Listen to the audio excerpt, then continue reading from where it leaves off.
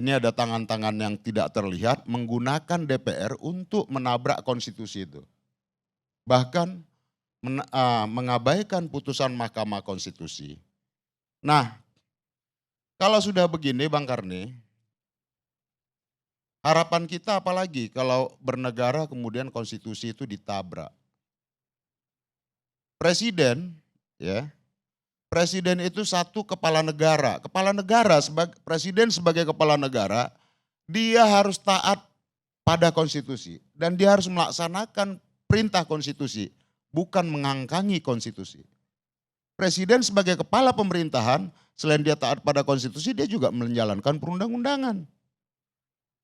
Nah, di sini ya kalau kita lihat, kita tahulah semua. Maka saya katakan tadi di Badan Legislasi itu, di hadapan pemerintah ada Menteri Dalam Negeri, ada Menteri Hukum dan HAM. Kita tahu semua mau kemana revisi terhadap Undang-Undang Pilkada ini. Saya nggak perlu jelaskan lah itu kepentingannya siapa. Tetapi yang menjadi bahaya buat kita adalah kita tidak memiliki satu kepastian dan kita tidak lagi bersandar pada aturan konstitusionalitas dalam menyelenggarakan negara ini. Ini bahaya, Bang Karni. Nah, saya sampaikan ya, mau apapun itu yang dibuat DPR bersama pemerintah, meskipun itu cacat secara prosedur, cacat secara dan juga cacat material, ya secara materi, kita gamblang kok. Meskipun DPR itu adalah kolektif kolegial, dia abaikan tuh yang namanya ketua DPR. Besok juga akan meluncur aja tuh seketika tuh ke paripurna dan kemudian ditembuskan, dikirimkan langsung ke presiden dan oleh presiden saya yakin langsung diundangkan dan dicatatkan dalam berita negara dan menjadi undang-undang. Nah, terus saya menyampaikan kepada partai dan bahwa partai kami tetap konsisten dengan konstitusi itu, Bang Karni, kita akan tetap menggunakan putusan Mahkamah Konstitusi itu. Maka nanti tanggal 27, 29 masa pendaftaran kita akan gunakan itu. Jika insya Allah PDI Perjuangan mencalonkan Pak Anies di Jakarta, kita merah putihkan kembali Jakarta tanggal 27 nanti. Kita tampakkan kekuatan rakyat bahwa kita adalah garda penjaga konstitusi dan garda penjaga demokrasi ini. Kita harus bersama-sama tampakkan kekuatan rakyat tadi, bahwa konstitusi kita sedang dalam bahaya, dibegal oleh para penguasa, maka kekuatan rakyatlah yang menjadi sandaran dan menjadi garda penjaga konstitusi dan demokrasi itu. Maka ini kita berada dalam titik yang sangat krusial Bang Karni. Kita nggak boleh lagi menurut saya mendiamkan ini berlangsung terus menerus tanpa ada upaya kita untuk mencegah perilaku busuk ini. Ini jelas gamblang kok. Bagaimana hal yang mendasar dalam bernegara kita yaitu konstitusi itu dibegal, demokrasi kita dimatikan, dan semuanya kita dipaksa setuju. Dan yang aneh tadi Bang Karni, saya kaget itu.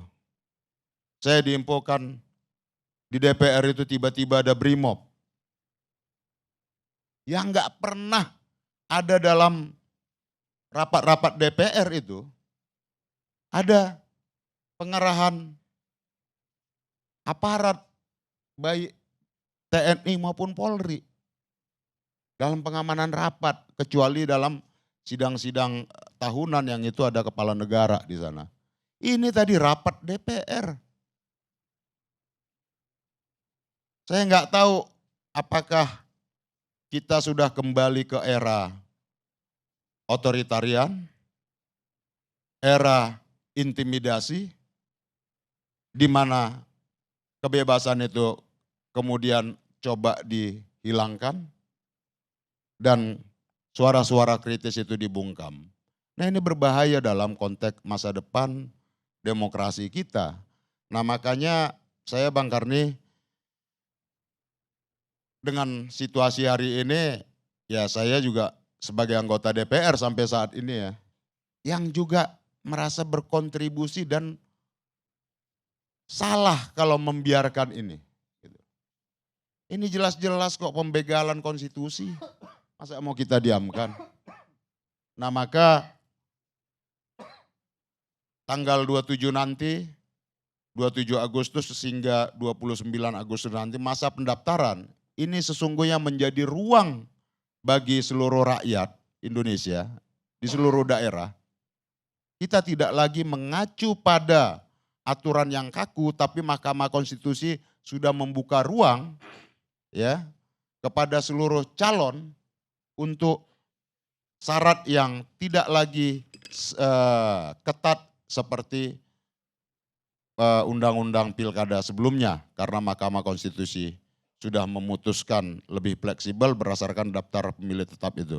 Maka ini harus digunakan oleh seluruh partai politik untuk menyajikan calon-calon kepala daerah yang nanti rakyat memiliki banyak pilihan, pilihan-pilihan terbaik dan tidak dipaksakan dengan calon tunggal.